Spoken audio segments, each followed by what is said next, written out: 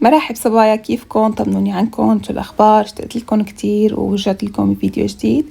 هالفترة عم أقصر عليكم شوي بتنزيل الفيديوهات، بس عم حط لكم هيك شغلات كتير حلوة لرمضان، وهيك شوي يعني مضغوطة بهالأيام. فلهيك إذا كنتوا لسه مو مشتركين بالقناة اشتركوا وفعلوا زر التنبيهات وحطوا لي لايك، الله يجبر بخاطركم يا رب، لحتى يوصلكم الفيديوهات اللي أنا عم انشرها أول بأول. هون كنا بالسوق، نزلت أنا وبيان على السوق، كانت معطلة فنزلت معي، بدي أجيب هيك شوية أغراض لزينة رمضان، وهي كانت عم تشتري شوية أغراض، فهيك تفتلنا بالمحلات. في محلات فاتحة جديد بالميدان كتير حلوة، عندها شغلات غريبة يعني. فهيك عملنا دورة فتلة، تفرجت كمان هيك على العبايات، على الفساتين يعني الطويلة، على هالشغلات. في كتير شغلات حلوة.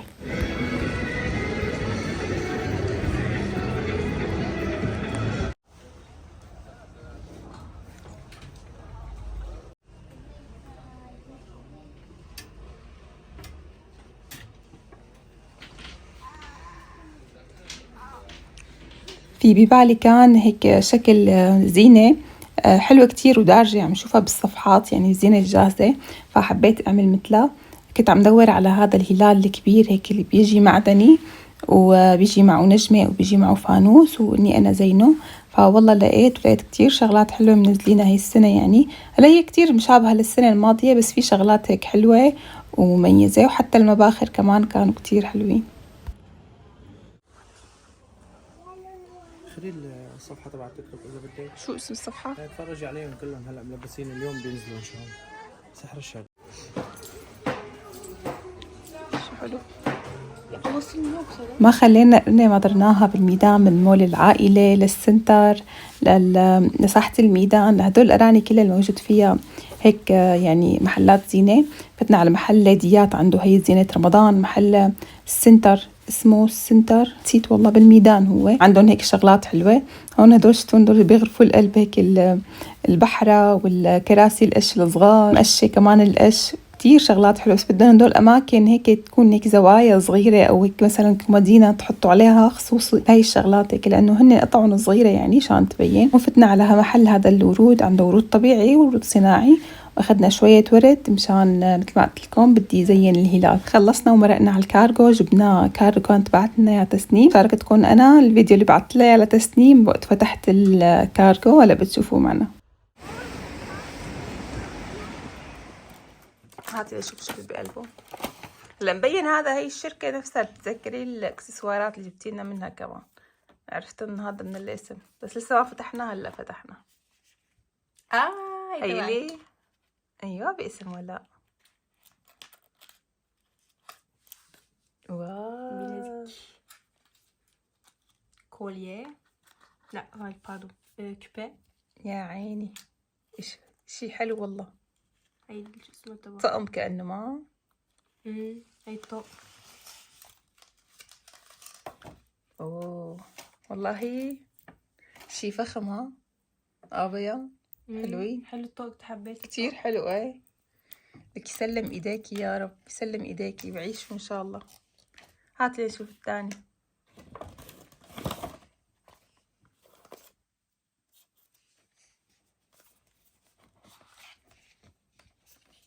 هذا الاسم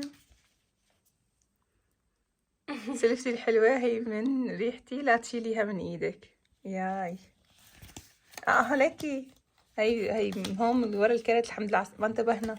الحمد لله على سلامتك، الله يسلمك يا رب، يسلم ايديكي ويعوض عليك يا رب. كان مكتوب ولاء هون. ايه شفنا بس الولاء. هاي نشوف تبع مرت خالد بقى. اوه هذول بده يفوتوا بأصابيعها. اثنين كأنه. ايه الاتنين بيجوا بقلب بعضهم. ايه هذا صغير ايوه كتير حلوين كمان. يا عيني يا سلفتها مدعومة. هي لمين؟ هي مفروض إلك. هي بيان. عيد ميلاد سعيد بين الأسف. يسلم إيديكي يا عيني. هي حرف اسمك كمان. شكرا، الله يسلم ايديكي. جاني توب باسمي اول مره. ايه كتير حلو على فكرة. اللون تبعه حتى الذهبية تبعه كتير حلوة والله. شي حلو يا تصميمه. سلم ايديكي ويعيشوا. كفي انك هيك تذكرتينا بشغلة حلوة. سلم ايديكي. لا بس الدعم عندي. شلون بيان؟ كله متكامل. قلتي لي الدعم عندي. ايوه طب ليش تبع ماما كتار؟ ايه. اسمعنا يا رب عن قريب هيك وبتعيشي وتجيبي لنا ونجيب لك ونتهادى.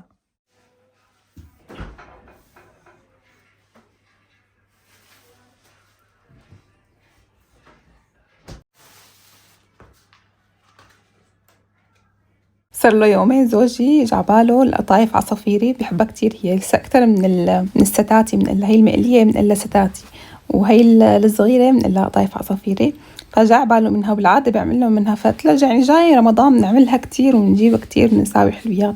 إذا لاحظتوا مخففة كتير مساوات أكلات وهيك طبخات وحلويات، قلت مشان تشتاقوا شوي للطبخ وللأكل ولهيك الفيديوهات اليومية بكرة برمضان وكل يوم طبخة وهيك. فجبت معي والله من السوق، قلت يلا حجيب شوية قطايف وهيك أضيله شهوته. يعني جبت القطايف عصافيري جاهزة، وهي القشطة، هي القشطة الحموية، بالعادة بساوي كمان على ايدي انا قشطة، فجبتهم كلهم جاهزين هيك، عبيت لهم ياهن وعبيت لسيلا كم وحدة هيك بالشوكولا، بتحبها بالشوكولا، وبدال القطر حطيت على وشها من العسل، واكيد جنب منها بدها فنجان قهوه، يعني مشان هيك يكسر طعمة السكر، مع انه ما حليتها كتير انا، يعني ما كترت لهم سكر، اولادي بيحبوا اصلا كتير سكر، لهيك انا حليت اكتفيت بمعلقتين عسل على كل الكميه. يعني انا حشيتهم كلهم بس ما حيتاكلوا كلهم سوا، هدول بياكل كل واحد قد ما بده، بجللهم بحطهم بالبراد مشان وقت بيجي عبالهم يلاقوا جاهزه.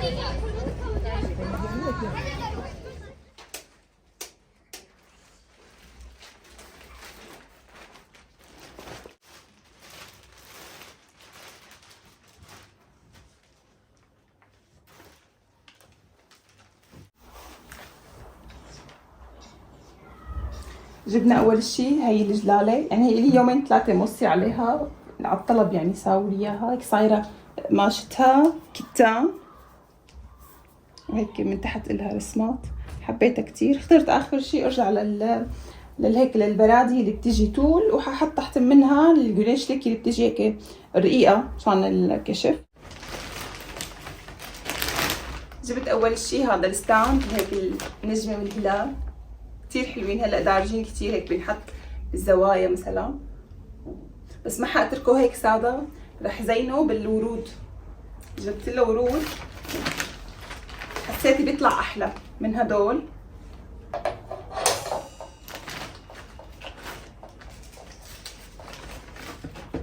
اخترته هيك ورد ابيض وجوري، هدول هيك اشكالهم بلفوا عليه، يعني هن عروق لانه هيك بنلفوا عليه فبيعطوا شكل احلى. جبت هي الروزنامه بايام رمضان 30 يوم، يعني كل يوم بتغيروا الرقم، كتير حلوه هيك حبيتها شكلها ابيض وذهبي. هلا هون اللي على الوش هدول هيك مسودين بس هن بينشالوا، بحطط لهم تلزيقات يعني مشان يضل الذهبي تبعهم راكز. جبت حبل الاضاءه هاد هيك للمطبخ، هذا هحطه بالمطبخ هو، وهاد كمان جبت هيك حبل اضاءة، كمان نجوم وهلال بس كبير، قطعة كبيرة يعني هيك هدول.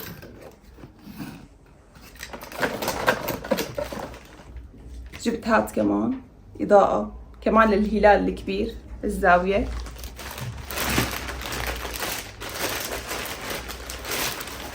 وجبت هاي كتير حلوة حبيتها كمان، هيك خريطة مو خريطة يعني حارات الشام القديمة، باب توما، الإشلة، النوفرة، باب شرقي، الحميدية والإيمرية. أنا من هي من الزرقاء للإيمرية. طقم هيك كاسات وإبريق لرمضان يعني للعصير. هو عادي كتير وسادة كتير بس كتير حلو عملي يعني هلأ لرمضان ولا للعصاير تبع رمضان، وقياسه كتير حلو إيديال يعني. هدول الأزاز من بشبة شيء كتير ظريف على فكرة، الأزاز تبعه بيجي نقي وعاملين عليهم تنزيلات. الطقم كله الإبريق مع الكاسات ب100. هلا الأغراض شايفة من أماكن يعني مختلفة، كل غرض من مكان، كل غرض غرضين من مكان.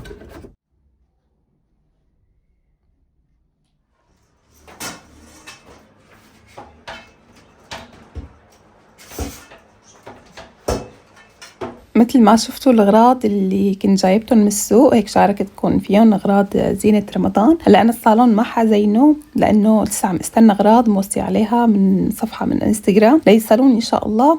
بزينه بزين يعني، بشوف بكمل بقى يا بكمل المطبخ يا بخلي المطبخ على حاله، لسه ما قررت يعني. فهون شلت الجلال القديمة وعملت هيك مسحة هيك سريعة على الشباك والباب، هنين نضاف لأنه مالي زمان مسحتهم، بس يعني بما اني بدي احط شي نظيف وشلتها عملت مسحة هيك سريعة تلميعة، وحطيت البطانة وحطيت هي الجلالة الجديدة.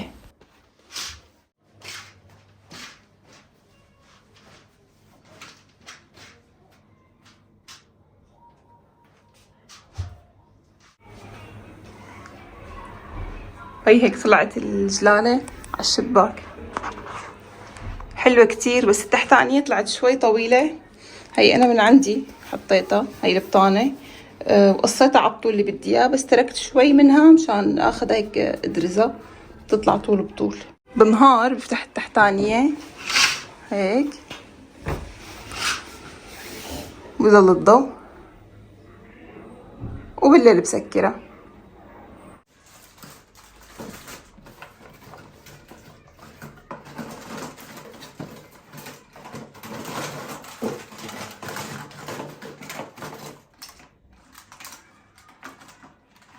جربت هذا الحبل الإضاءة أول شي هيك بخط طولي يعني، روحة رجعة طلع قصير وما حبيته كتير يعني، هيك ما حسيته بين. فوقت اللي حطيته هيك بشكل متناسب يعني هيك متوازي بين بعض الجلالة حسيته أحلى.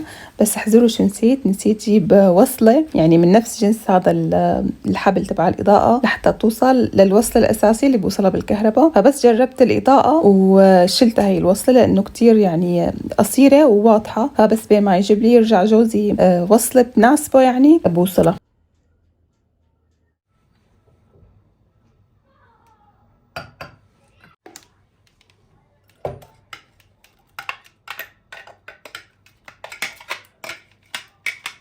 كنت عاجنة العجينة وحاطة هيك على جنب عجينة البيتزا، وبدي أحضر صوص البيتزا.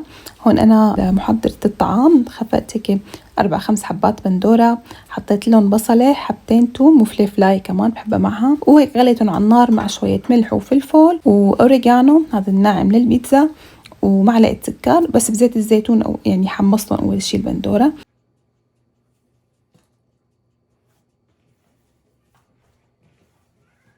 وهون البيتزا بقى مشاركتكم طريقة العجينة قبل هالمرة كتير، بس رح أرجع أذكر لكم المكونات اللي بحطها أنا لهي العجينة. هي العجينة بستخدمها لكل المعجنات، كتير ظريفة، من أنجح العجائن اللي بتعملوها. بحط كاستين مي يكونوا هيك فاترين قرب للسخنين، بحط عليهم خميرة، ظرف خميرة فورية وبحط عليهم معلقتين سكر وبسكر عليهم شغلة 5 دقايق بس تتفاعل الخميرة واتأكد انها تمام شغالة يعني. بعدين بقى بحط معلقتين لبن، بحط كاسة شاي من الزيت النباتي او بتحبوا تخلطوا زيت نباتي وزيت زيتون، وبحط عليها بقى الطحين بياخد تقريبا يعني حسب انتوا الكاسة الصغيرة عم تستخدموها او كبيرة. لان الكاسة اللي استخدمتها كاسة كبيرة يعني بتعمل تقريبا 250 ملي، فحطيت كاستين فأخذوا أنا معي كيلو طحين. عرفتوا علي كيف؟ كيلو طحين أخذ هدول الكاستين، فحسب الكاسة اللي أنتم مستخدمينها. هاد تركتهم بقى شغلت هيك ساعة لحتى اختمروا وهيك ضعفت العجينة. بعدين بقى بشتغل فيها أنا. هاي الكمية بتعمل لي 4 صواني من البيتزا بس من القياس الكبير يعني مو قياس صغير، 4 صواني بيتزا كبيرة. ووقت بفرد عجينة البيتزا يعني بحاول افردها بطحين السميد الناعم اللي بيجي هيك بودرة مطحون يعني، بفردها منيح. ووقت بمدها بالصينية بحاول سقبها كمان بالشوكة لحتى هيك تتشرب كل الصوص والطعمة. وسر نجاح أي عجينة لازم مشان تنجح معكم يعني إنه تعجنوها بشكل يعني لحتى تصير هيك مثل الخسة بين إيديكم وما تكون ناشفة. وقت بتكون تخمروها تكون هيك خلص طرية يعني، وقت بتكبر حجمها بتتضاعف حجمها وهي هيك طرية.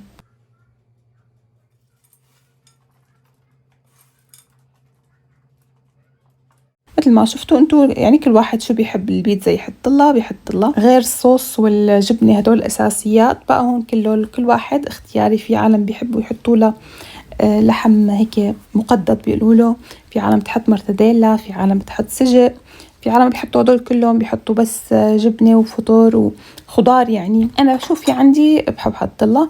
مو كل الصواني بيعملوا نفس الشيء يعني، مثلا اللي ضفت لها مرتديلا الثانية ما بضيف لها، صينية ما بضيف لها فطور.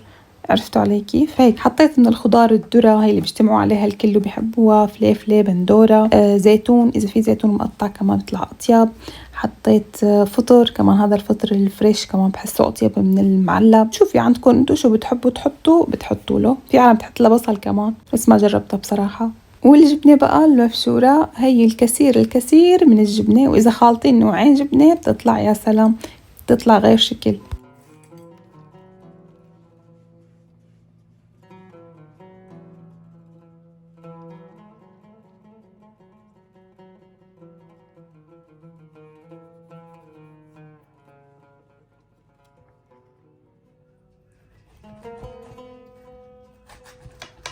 هون حبيت ورجيكم العجينة قديش هشة وطرية، وخلال 5 دقايق يا 7 دقايق كانت صينية البيتزا جاهزة. وأنا من النوع اللي بحب البيتزا كتير رقيقة يعني، فيكم انتوا تسمكوها طبعا أكتر بس أنا بحبها هيك. حتى أولادي ما تحبوها غير هيك، حتى ما تحبوها من برا يعني بيحبوا ساويلهم إياها بالبيت بياكلوا وبيتهنوا فيها وبحط لهم الشغلات اللي بيحبوها. ولهون بيكون خلص فيديو اليوم، بتمنى يكون عجبكم. انتظروني بفيديوهات جديدة بسلسلة رمضان وبمفاجآت بإذن الله، رح تكون كتير حلوة وحتعجبكم. بشوفكم بأمان الله.